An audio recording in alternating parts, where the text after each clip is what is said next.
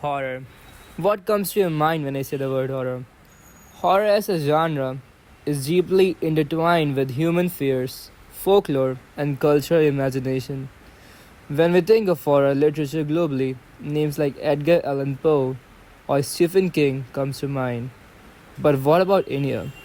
A land with a vast tapestry of myths, legends, and oral storytelling traditions. In this video, we delve into the eerie roots of Indian horror literature, tracing its evolution from ancient texts to modern narratives.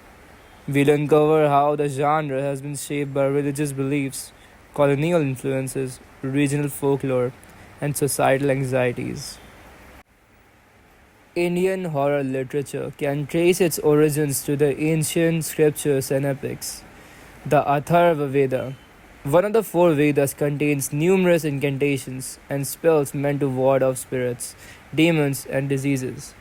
An early example of such supernatural writing, the Mahabharata and the Ramayana, feature elements of horror such as flesh eating rakshas, haunted forests, and vengeful spirits populate these epic tales. These texts didn't necessarily mean horror as a separate genre, but the dark, mysterious forces they described laid the foundation for horror narratives in later periods. Before the written word dominated India's horror stories, they lived in oral traditions. Every region had its own terrifying tales passed down through generations and generations, like the Churel of North India, the Nale Bal legend of Karnataka, or the Yakshas of Kerala. These stories were often told at night, around lanterns and fires, not just to scare, but to impart moral lessons, warn against dangerous and very dangerous behaviors, or to explain something that was unexplainable. This folk horror, rooted in the local and the everyday, remains one of the most authentic forms of Indian horror storytelling. In classical Sanskrit literature, we see more refined explorations of horror. The Vital Pancha Vimshati, I'm sorry if I butchered the name, or Baital Pachisi is a notable example. I'm sure I butchered the name. This 11th century text tells the story of King Vikram and a vampire like spirit called Vetala, I don't know, it could be either, with its eerie episodic structure and philosophical undertones. It represents a unique blend of supernatural and the intellectual. Over time, similar ghost stories emerged in other regional languages such as Tamil, Bengali, and Urdu, often taking inspirations from local beliefs and superstitions. The British colonial era introduced Western literary forms to India, including Gothic horror. Indian writers began to blend native themes with Western storytelling techniques. The Bengal Renaissance, in particular, gave rise to several literary experiments in horror. Writers like Rabindranath Tagore, Vibhuti Bhushan Bandyopadhyay explored supernatural themes in their short stories, not with jump scares, but with psychological depth and philosophical nuance. This period marks a turning point, where horror began to be seen as a legitimate literary form. The mid 20th century saw an explosion of horror themed pulp fiction and magazines in regional languages. In Hindi, Urdu, and Bengali, cheap paperback horror novels became immensely popular. These stories, often centered on haunted havelis, tantrics, and possessed dolls, catered to mass audiences and were found in railway stations and local bazaars.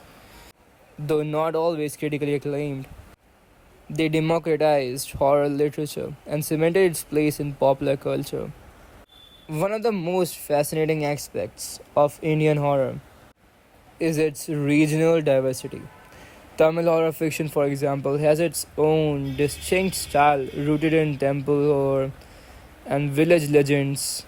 In Malayalam, writers like M.T. Vasudevan Nair have explored existential dread in quiet rural settings. Marathi and Kannada horror stories often tackle themes of caste, karma, and retribution. This diversity ensures that Indian horror doesn't have a one face. It's a spectrum, of fears reflecting varied cultural backdrops. Indian horror literature has often doubled as a mirror to society. Many stories use the supernatural to discuss taboo topics: oppression, guilt, injustice, and trauma. Ghosts are not just scary, they are symbols of wronged women, betrayed lovers, or victims of societal cruelty. Horror becomes a way to critique the world without overt confrontation. This layered storytelling adds emotional depth and elevates horror beyond simple fright. Today, Indian horror literature is experiencing a revival. Contemporary authors like Neil De Silva, K. Hari Kumar, and Indra Soundararajan are breathing new life into the genre. English language horror anthologies and online platforms expanded its reach. Self publishing and audiobooks have also helped the regional horror stories find a global audience. While modern horror stories still draws from folklore, it now includes urban legends, psychological thrillers, and dystopian themes, making it a more diverse than ever. Origins of Indian horror literature are as old as the country itself, rooted in myth, sharpened by oral tradition, enriched by colonial encounters, and diversified by regional voices. Horror in India is not just about scares, it's about storytelling that taps into deep cultural and psychological truths. As audiences continue to seek new kinds of tales, Indian horror stands ready with its ancient ghosts and modern monsters to haunt a whole new generation of readers. Yeah, this is what I wanted to explore in this video. As you know, I'm an Indian myself and I have a few Indian videos like uploaded right now. My channel is brand new, so it would be great if you show me support and tell me in the comments, should I do more of these? Is it really good or is it not good and I should just focus on my Hindi translations? But anyways, yeah, thanks for watching, and this was what I could garner up for the Indian community. Like, I am an Indian myself, but I'm just a kid and I'm trying to just pass by and earn some money while I'm at it.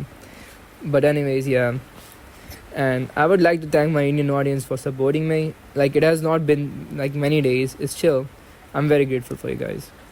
And in Hindi, I'll just say something because that's the language I speak. आप लोग का बहुत शुक्रिया मेरे लिए, and आप लोग बताइए मुझको कि और वीडियो में ऐसी डालूं या फिर ना डालूं, और सपोर्ट करेंगे तो फिर हमारा बहुत फ़ायदा होगा. हम इंडियन लोग को साथ रहना चाहिए हमेशा, सब एक साथ भाई भाई बन के रहना चाहिए. शुक्रिया आप लोग का मेरी वीडियो देखने के लिए, एंड अगर आप लोग को प्राउड हुआ इंडियन को होने में तो फिर आप लोग लाइक कर सकते हैं, सब्सक्राइब कर सकते हैं. देखिए, मुझे बहुत गर्व होता है इंडियन होने में. बट वही चीज़ है. शुक्रिया मेरी वीडियोस देखने के लिए एंड धन्यवाद हर चीज़ करने के लिए. नमस्ते, सत श्री अकाल. मैं अब जाता हूँ यहाँ से.